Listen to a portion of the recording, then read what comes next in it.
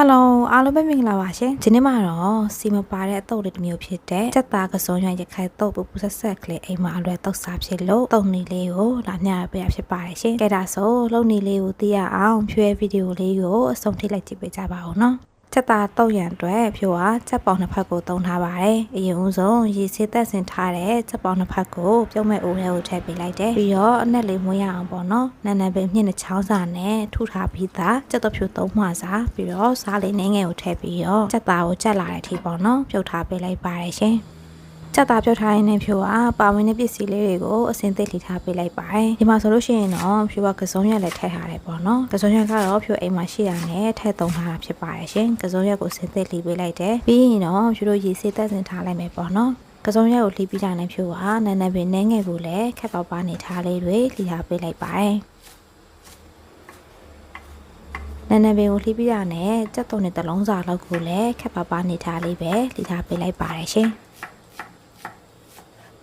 ပြီးတော့ဒီတုပ်လေးမှာဖြိုးကတမယာသေးကိုလည်းတုံးထားတယ်ပေါ့နော်တမယာသေးတစ်လုံးစာလောက်ကိုလည်းအစင်သစ်လေးထားပေးလိုက်ပါတယ်ဒီတုပ်လေးကဆိုလို့ရှိရင်တမယာသေးနဲ့မမွှေးလေးနဲ့ပေါ့နော်ထမင်းနဲ့တွဲစားရင်လည်းအရန်ကိုလိုက်ဖက်ပါတယ်ကဲဖြိုးတို့ပြုတ်ထားတဲ့ကြက်သားလည်းကြက်ပြီဆိုလို့ရှိရင်တော့ဆယ်ထုတ်မယ်ပြီးရင်တော့သူ့ကိုအေးခံပြီးတော့ဆိတ်ဆွပေးထားလိုက်ပါမယ်နော်ကြက်သားပြုတ်ပြီးတာနဲ့ဖြိုးကဒီကြက်သားပြုတ်ထားတဲ့ရေနဲ့ပဲခဏကလှီးပြီးတော့ရေစေးသက်စင်ထားတဲ့ကစုံရက်ကိုထည့်ပြီးတော့ပြုတ်ထားပေးလိုက်ပါတယ်ကစုံရက်ကိုတော့ဖြိုးအကြိုင်းမပြုတ်ဘူးပေါ့နော်နည်းနည်းလေးစိမ့်ပြီးတော့နုံးလာတဲ့အနေထားလေးလောက်ထိပဲပြုတ်ထားပေးလိုက်ပါတယ်ရှင်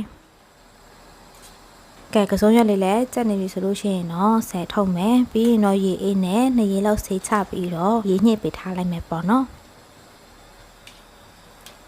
ပြီးရင်တော့ဖြိုးတို့ငှုပ်သီးလာတော့ပေးလိုက်ပါမယ်ငှုပ်သီးကိုတော့ဖြိုးကခက်မြများလေးတုံးထားပါတယ်ဒီမှာဆိုလို့ရှိရင်တော့ငှုပ်သီးစိမ်းရယ်ပြီးတော့ကြက်သွန်ဖြိုးလေးမွှာစာလောက်နဲ့ငှုပ်ကောင်းစီ5စီစာလောက်ကိုထည့်ပြီးတော့လှော်ထားပေးလိုက်ပါတယ်ရှင်ဒီလိုမျိုးလှော်ပြီးမှဖြိုးတို့ပြန်တုံရင်တော့ပိုက်လေးဖိုင်လည်းမအောင်တော့ဘူးပေါ့နော်ဒီတုပ်လေးကတော့ရခိုင်စတိုင်လို့လည်းပြောလို့ရတယ်ပေါ့နော်အရင်ကလည်းဖြိုးတုပ်စာဖူးပါတယ်အရင်လည်းစားလို့ကောင်းလို့ပေါ့နော်နောက်တစ်ခေါက်ထပ်ပြီးတော့တုပ်စာဖြစ်တာလေးပဲဖြစ်ပါတယ်ပြီးရင်တော့ဖြိုးတို့သူ့ကိုစုံထဲထည့်ပြီးတော့ညှက်သွားတဲ့အထိထောင်ထားပေးလိုက်ပါမယ်နော်ဖြိုးကတော့ပူပူဆက်ဆက်ကလေးစားချင်တာဖြစ်တဲ့အတွက်ငှုပ်သီးစိမ်းကိုပုံမှန်ထည့်ပို့ပြီးတော့ထည့်ထားပါတယ်ရှင်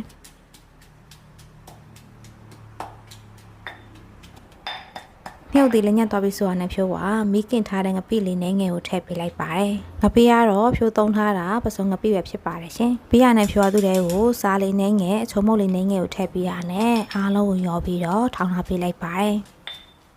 ဒီငှုပ်သီးနှစ်လေးကလုံးဝတသားလေးဖြစ်သွားအောင်ပေါ့နော်ထောင်ထားပေးလိုက်တယ်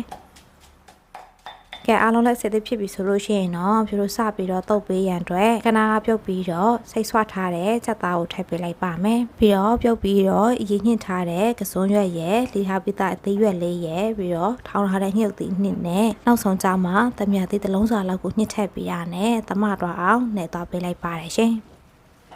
ဒီနယ်နေတဲ့ချိန်မှာဆိုလို့ရှိရင်အနက်လေးကမွေးနေရပေါ့နော်တမယာသေးနဲ့လေးအတုတ်တွေကစီချက်နဲ့ပဲတုတ်နေရတာရိုးနေပြီဆိုလို့ရှိရင်တော့အခုလိုမျိုးလေးစီမပါပဲပေါ့နော်တုတ်စားကြည့်ကြပါရှင်အရင်လည်းစားကောင်းပါတယ်သူရဲ့နဲ့လေးရဆိုလို့ရှိရင်အရင်အမွေးပါတယ်ညှုပ်သီးနဲ့တံမြသီးနဲ့လေးပေါ့နော်ကဲဖြိုးတို့တုတ်သွားပေးလိုက်တာအားလုံးလည်းနှက်သွားပြီဆိုလို့ရှိရင်တော့ရတာပုံငံကိုတစ်ခါလေးမြည်ပေးလိုက်ပါမယ်နော်ဒီနေရာမှာကိုလိုအပ်တာထပ်ပေးနေပါတယ်ရှင်ဖြိုးကတော့သူ့တွေကိုတံမြသီးနဲ့ငယ်ပဲထပ်ပြီးတော့ထပ်ထားပေးပါတယ်ကဲပြီးတော့အားလုံးကိုသမတော်အောင်ပြန်ပြီးတော့နေသွားပေးလိုက်မယ်